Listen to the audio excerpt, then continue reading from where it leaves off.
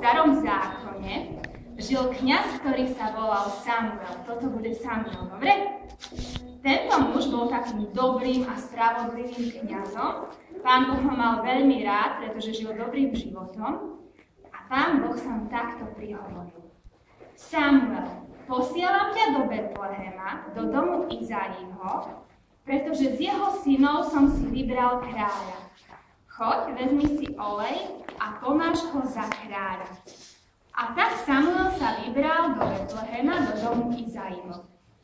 Prišiel do Betlehema, vyhľadal tento dom, Izai mu rozpovedal všetko, čo mu Pán Boh povedal a hovorí: Kde máš svojich synov? Izai mu ukázal: Toto sú moji synovia. Pozri sa na nich a vyber toho, ktorého Pán Boh chce pomazať za kráľa.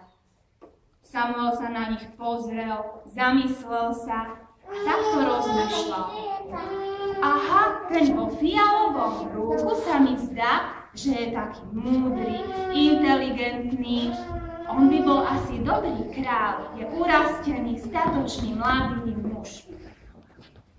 Ako tak rozmýšľal a už chcel pomazať toho vo fialovom rúchu za kráľa, tak v tej chvíli prehovoril k nemu Pán Boh a hovorí mu takto. Nehľaď, Samuel, na jeho výzor. Nepozeraj, že má pekné oči a že je vysokej postavy. Ja som si tohoto nevybral. Ja nehľadím ako človek. Človek vidí iba vonkajšok, ale Pán vidí do srdca. V tej chvíli sa Samuel opýtal Izaiho. Izai, a nemáš už žiadnych iných synov? A Izai mu povedal, mám ešte najmenšieho, ale ten pasie ovce na poli ďaleko. Vieš čo, Izai, pošli šikovno po toho svojho najmenšieho syna, pretože ani k stolu si nesadneme, dokým ho nepríde.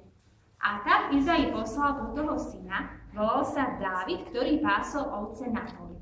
Dávid prišiel domov k otcovi Izaimu. A keď sa postavil pred Samuela, Samuel uvidel pred sebou ríšavého, mladého, pekného mládenca, ktorý mal pekné oči, bol peknej postavy a vyzeral veľmi múdry a šikovný. V tej chvíli sa mu prihovoril Pán Boh takto. Samuel, tohoto som si vybral za kráľa. Pomáš ho olejom. A tak ho Samuel pomazal olejom pred všetkými jeho bratmi. A od tej chvíle, ako ho pomazal tým olejom, tak na Dávida pôsobil duch Pánov. To je celé evangelium.